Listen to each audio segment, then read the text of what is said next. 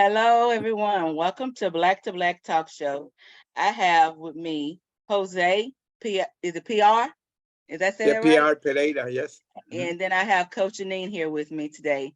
Welcome each one of you. Hello, Thank you. how are you? I'm Thank good. you, Christina. Yeah. So, Jose, could you introduce yourself for us?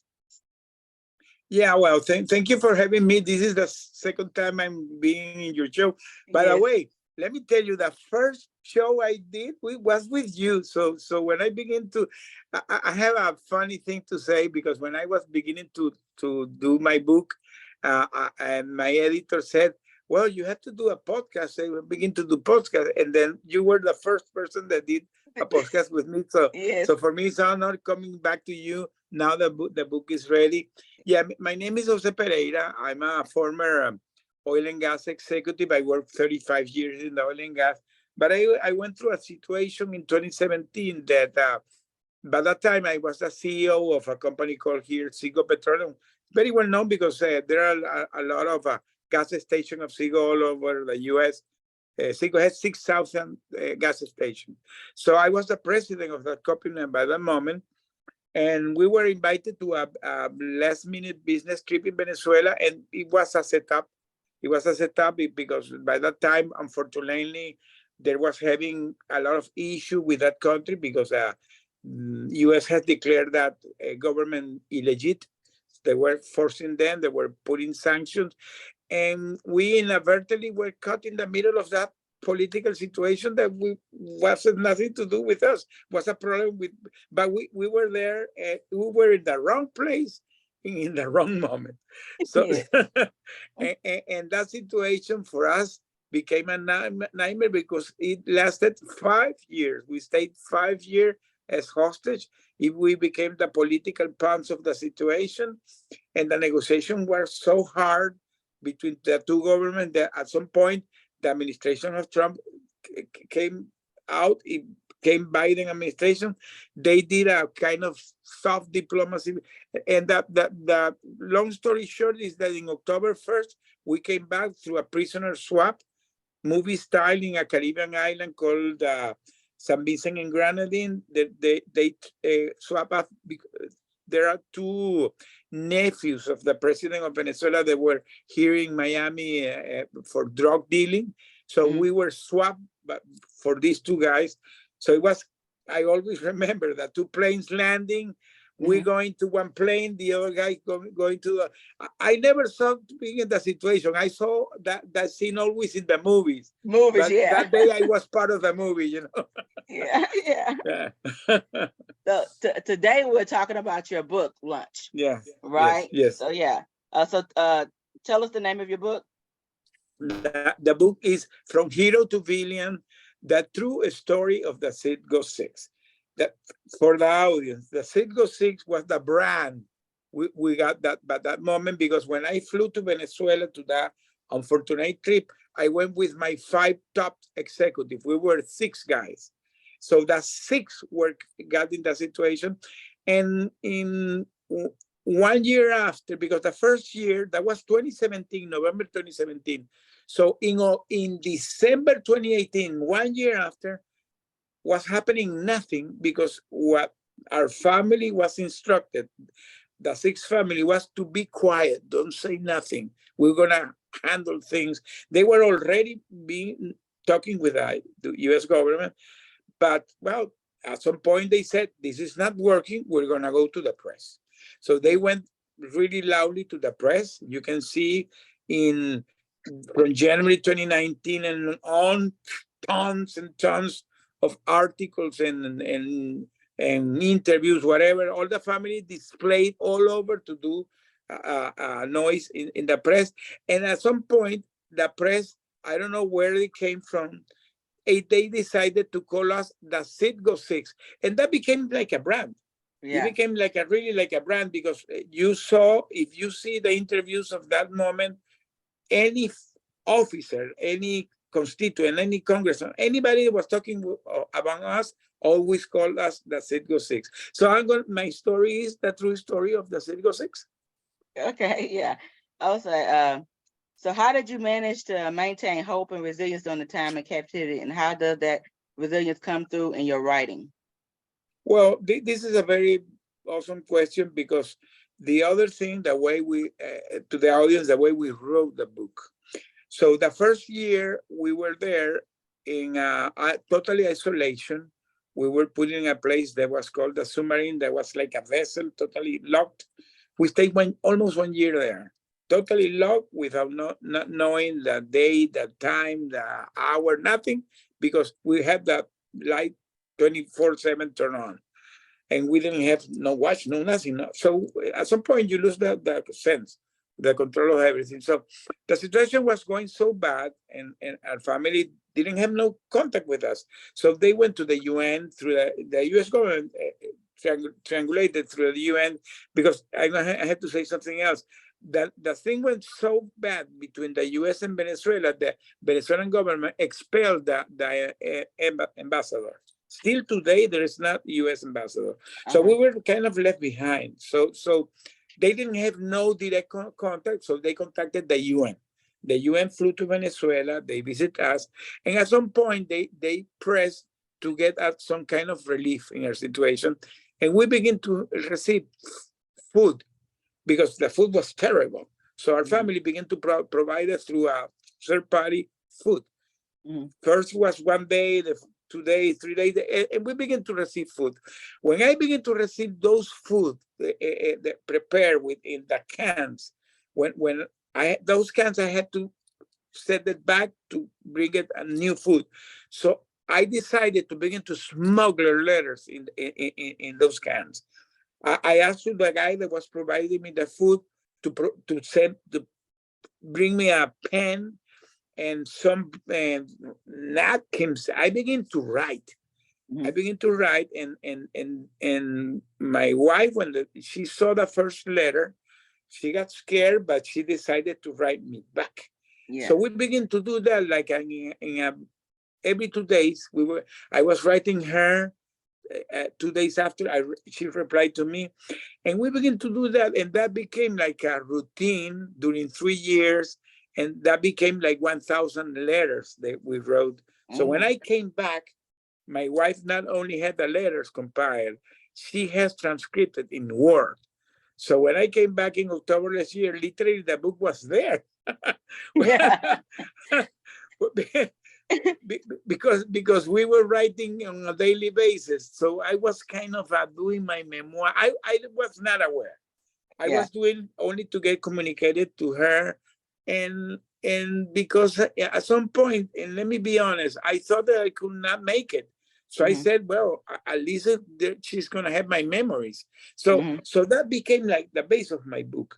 So when I came back, I literally could have done the book in 1 month, but there have been some events going in all these months. I was in the healing process. I was not prepared. So the moment is perfect, because the book is coming now almost 1 year after I came back. But the essence of the book is those letters that became like the memoir of the moment, or what I was feeling in that moment. So that's basically the essence of the book. Okay. That's cool, because I remember you telling me when we first interviewed that you did the letters, and now you compiled your book, and now it's ready. And I'm happy for you. I'm so excited that this book is coming out. I can't wait to read it. Okay, so what message or insight do you have for readers will gain from reading your book? Well, my legacy, my book, I believe, is going to be a legacy to the world, because the way we wrote the book was not only talking about the suffering and the ordeal, because people have suffering and ordeal in their normal life. Everybody has their own prison in their life. So I was talking about a particular case, but for me, the legacy of the book is the transcendence, how you can overcome adversity in the life. Because today, Tina, I'm a adversity and resilience coach. I decided to convert this in a program, and I doing public speaking about this. I have by the way, I was talking with your colleague, she's from Dallas. I was 1 week ago in Dallas in a speaking gig that was really awesome. They called the Tech Talks. And my speaking gig is from captivity to freedom. So, because captivity can be many things in your life. Can be your own struggles, your own adversity, your own situations. So this is the way I want the people to read the book. The people say, "Wow, this guy went through a lot of things, and look how it is, what he's doing." So for me, this kind of giving inspiration of the people that you can, any adversity in life, you can overcome it. It is matter of having the proper mindset, having the connection with the people that you love, that I was having so much support, and the letter for me was everything, and finding a meaning in life, because this is another thing that I discovered there, because at some point, like 1 year after being there, we begin to receive books, and I was reading like a crazy. But at some point, I didn't have nothing to do. I was all the day reading tons and tons of books. Every book that came to me, I was reading and reading and reading. But there was a particular book that when it came to me, to tell you the truth, I don't know how it came. I don't know who brought it.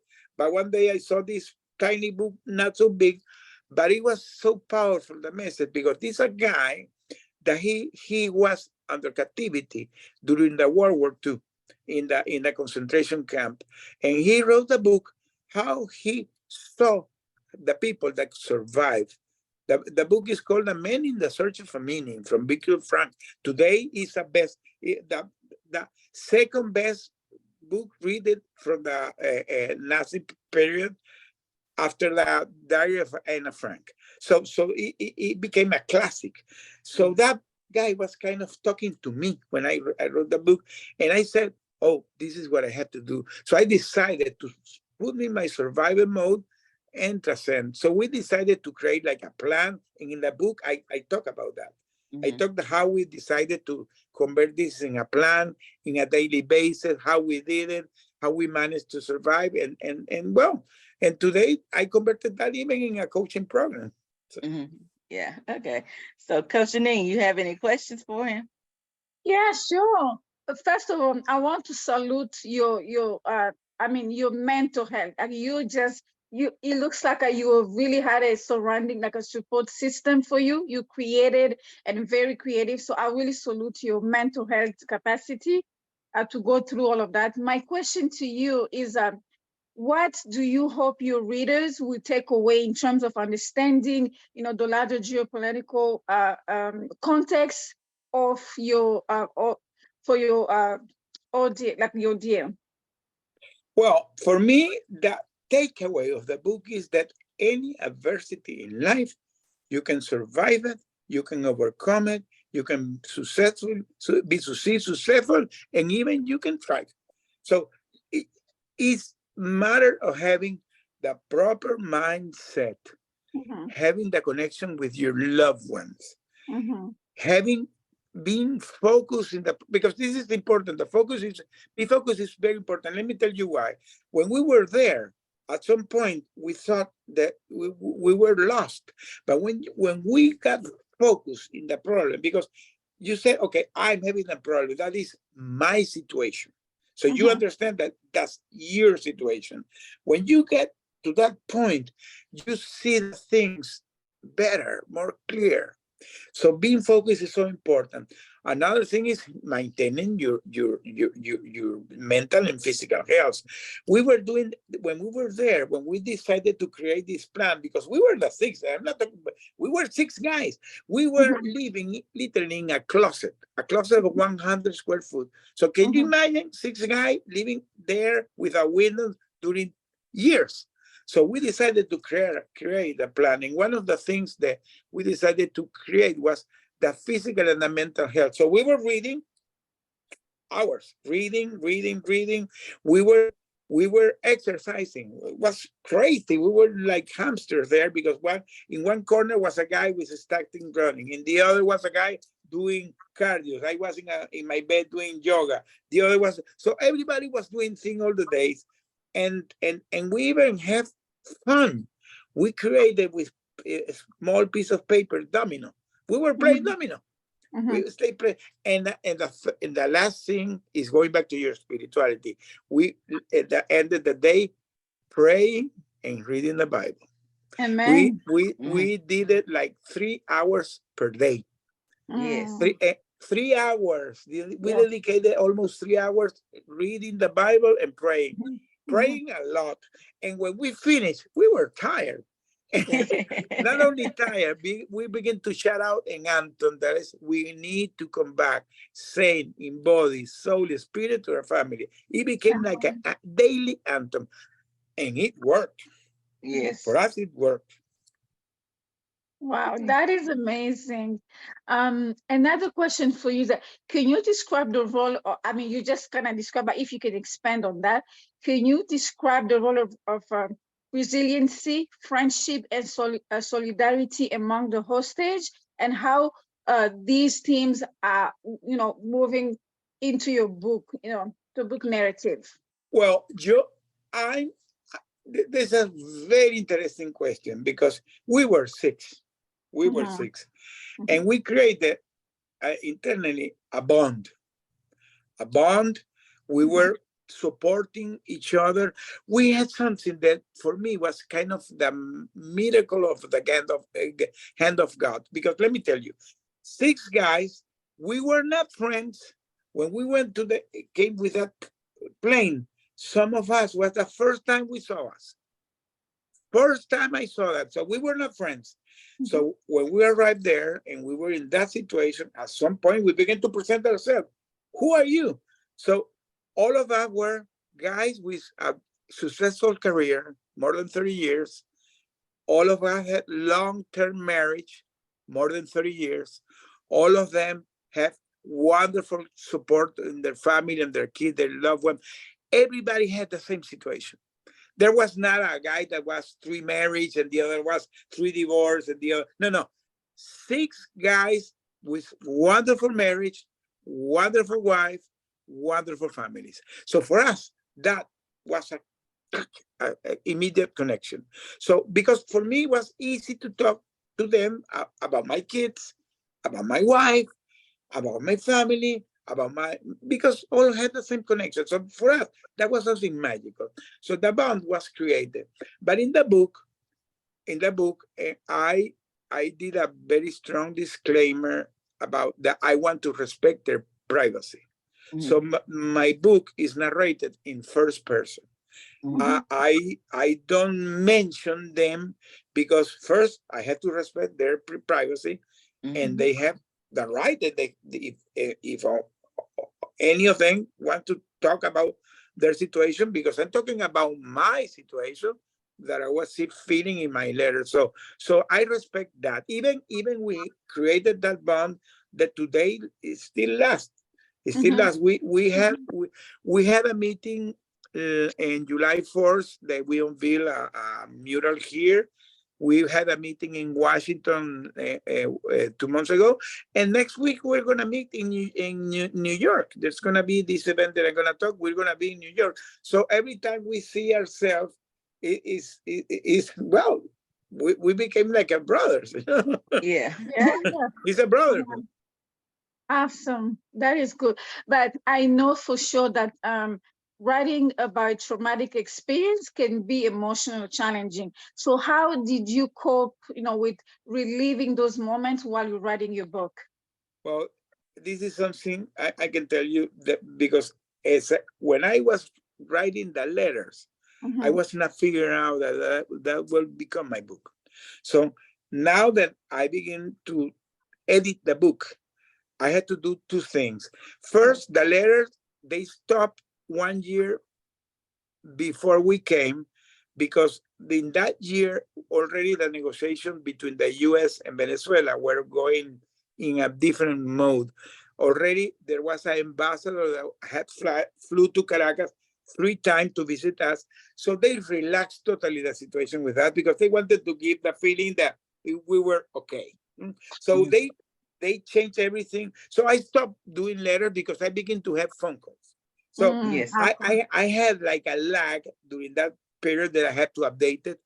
And I had to update something related to this year that had been, so I had to go back to the letter. So when I was sitting down with my wife, because my editor was my wife, she was who compiled the letters. So we sit down with the computer, she beside me and revisited the letters. Let me tell you, she was crying so much. It was so emotional revisit those letters because you today I'm having goosebumps when I'm talking about this because it's so emotional. Yeah. At some point, it was even hard to go back to them. Mm-hmm. It's really, really hard. Really, really hard. I had to do it because you had to be strong and you had to do it. That was really hard. But let me tell you, I encourage my wife to tell her story because there is the another part of the coin, of the other face of the coin is the family. What the family suffer. So she has a story of, so she really has a story of resilience because she stayed 5 years by fighting for me. I truly don't know how she did it. She has a small store that it was open 1 month before this happened. So, and she had to be smiling, attending public with this catastrophic problem in her life. Wow, if somebody is wrestling here, it's her, not me. Yeah. Yeah. It's her. Wow. Yeah. That is amazing. Yeah. Were they any unexpected lesson or personal growth experience that you would like to highlight from your time as an hostess? Well, yes, How they yes, yes, portray your yes. book? Yes, of course. First, Yes. that spirituality for me is something that believing God Uh-huh. boosted all over. The first Amen. thing I did when I came back was go to worship God in the church. And today Amen. I'm very connected with the pastor. The Yes. pastor know my case. Mhm. And that guy, every time he's talking, this guy's talking to me. You know, it's so powerful. Yeah. Today I see the things more clear. I see the things, I see the hand of God all over. I see the Yes. miracles. I see the, Mhm. you know, I was not aware of that. Before this, I was not aware. Today I can see the hands of God all over. And Yes. I can see that he was there with us because even in that nightmare, he was protecting us. So this is something that for me is remarkable.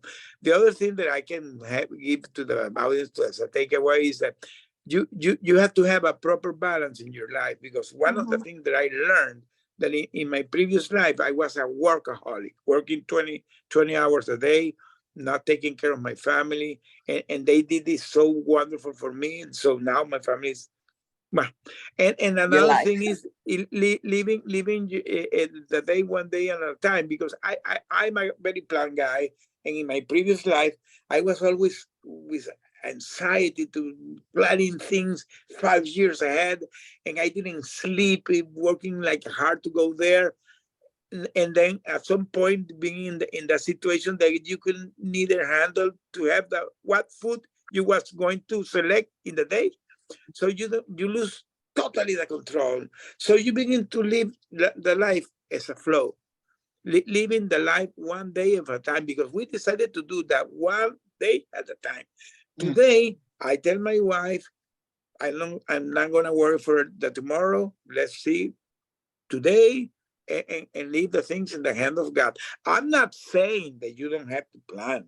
Of course, you have to plan because you cannot leave everything in the hands of God. But you need to have faith. Faith. And let me tell you something. That I learned this from the pastor today. It's not the faith in God, it's the faith of God. So Yeah. the faith that comes from Mhm. him, so Yes. that you know that the things are going to happen. So Mhm. and you work that to make that happen, but you are believe you are sure that things are going to happen. So today this is something that is part of my lesson learned, and I try to reflect that in the book. Okay. Absolutely. Wow. I mean, you personally encouraged me, Jose. I think I haven't even shared this with Coach Tina yet, but I'm originally from the Congo, and we had a very similar situation. You know, being at 12 years old, I was in prison, You know, I was Oh, political prisoner at 12 years old. So me and my family, and I never really got a chance to write that journey. But just you by had to hearing do your it. story, Uh-huh. it kind of encourages. This is tangerine, because I'm You Yes, already had to do there. it. You had yes. to do it. Let me tell So you, you you had to do it. encourage Let me tell me. you, I today connected. Yes. There is a Mm-hmm. lady, her name is Samantha Im, Sam In. I Uh-huh. am.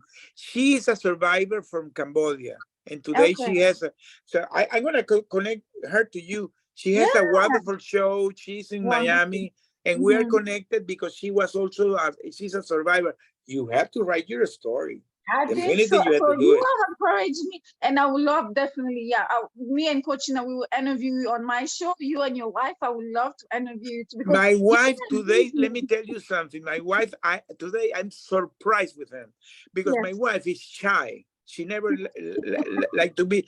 And the other day we had an interview with Telemundo. Telemundo interviewed us here. And when she was interviewed, the journalist was crying. Oh, She said, I told her, wow, she has a Come on powerful every time. message. She has a power. yes. She is, you, the ladies, have something that we don't have. You have Mhm. a power. It's Mhm. Yes. something, it's like a magical that I don't know how to do it. Let me tell you, today I still don't know how my wife handled all this situation. Yes. Amen. She is super, super, super duper resilient. Let me tell you, I did Both of something you are. that, no, but that is something funny. Let me tell this story to the audience. We always wanted to go to the Rose Parades in Pasadena all Mhm. the life. We're natural from Venezuela, and when we were living in Venezuela, we always saw the show on January 1st in the TV. You always thinking that we would go. You know what I learned when I came back? My wife stayed 5 years buying the tickets, waiting that I came back. Every year she bought the ticket and refunded.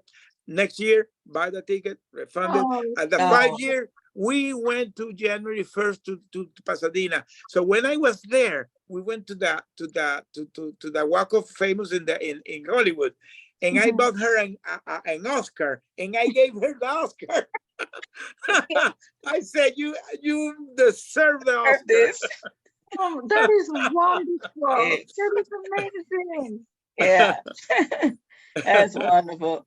So tell us about your book launch. Today is lunch and you have the event before. Tell us about that. Well, yes, I'm gonna be in two events in New York next week. One, the first event is gonna be an international event organized by a foundation called the Hostage Aid Worldwide, Mhm. HAW. This organization, they take care of the hostage in all over the world. Mhm. Because this is an international issue. So they're gonna come people from UK, Belgium, French, uh, Philippines, Australia, Austria, United States, and I'm invited. There are gonna be several panels to talk about this situation. The name of the event is gonna be Battling the Hostage Diplomacy. And after that event, it's going to be sent a letter because it's going to be during the UN General Assembly. It's going to be formalized a letter to the UN to make this something like a official forum to talk this internationally. And this is something that I have been talking loudly. I have gone to the Congress. I went to the Mhm. Congress to talk about this. I went to Mhm. the Congress saying that this is something that can become to be a really, really national threat to many countries, and that should be elevated to the UN level. For me, it's a miracle this guy invited to be there. And the other thing is that after that event, is going to be the official launching of the marketing campaign of the book. It's going to be done by my editor, publicizer. And well, for me, there are two milestones in my life. For me, it's a miracle that 1 year, because in October I'm going to have 1 year, before 1 year, I accomplished these two milestones. Be part of this big movement worldwide that's going to be talking about this situation. In that event, there are going to be people that I'm today connected through Twitter and all these social media because we are in the same situation all over the world. It's going to be kind of cool meeting them in person, having the opportunity to know people that I'm today connected. So it's going to be a very remarkable event, because the power of the event is raise the awareness of this situation worldwide. And the other thing is that my book, I'm going to support with a part of the proceed. I'm going to donate part of the proceed for those wonderful institutions, that, because there are several institutions that the people don't know them. There is the institution called the Foley Legacy Foundation that is one of the strongest advocates for the hostage situation here in the U.S. There is an organization called Hostage USA that they take care of your physical and your mental health. So talking about that, they take. I stayed in 1 week in a trauma center, paid pro bono. I didn't pay a penny. I have a therapist taking care of me on a weekly basis, pro bono, paid by them. And there's an organization, this hosting AWA, and there is another organization called the Ahmed Fakuri Foundation. There is a guy was called Ahmed Fakuri. He was kept in Lebanon. And when he flew back, he was released 5 years after. He died 6 months after that. He didn't make it. He didn't make it, and then the foundation has his name. So these 4 wonderful foundations, I'm going to support them. They're going to support me. I'm going to support them. Okay. So it's going to be a mutual support, because part of that is try to amplify the message. They knowing those institutions, at the same time they're going to be supporting me, so it's going to be wonderful. It's wonderful. Okay, that sounds good. So your event is next, is on the 18th? And the 18th, September 18th. September 18th. We're going to have, by the way, this Friday, I'm very active today in LinkedIn, and I have a audio room that I co-host with as a lady called Angelica Corral. We're going to do this Friday a LinkedIn audio at 5 p.m. where we're going to talk about this with the audience, because today in any instant that I can, I'm talking about raising the awareness about the hostage situation. My book, I think that the legacy to the people about overcoming adversity, but at the same time raising awareness of this terrible situation that's happening, because today many of the international hostages that I know, because I know all the people, the families, are regular guys that were in the wrong place and in the wrong moment, like happened to me. And some guys has 10 years, 12 years, 7 years, because the problem of this situation that you get caught in the middle of tension between 2 countries. So it became a nightmare for you. So raising the awareness for me is something that really is part of my mission that I have today. Yeah. Since you've been back, yeah. Okay, I thank you for coming on. You have any final words, Coach Janine?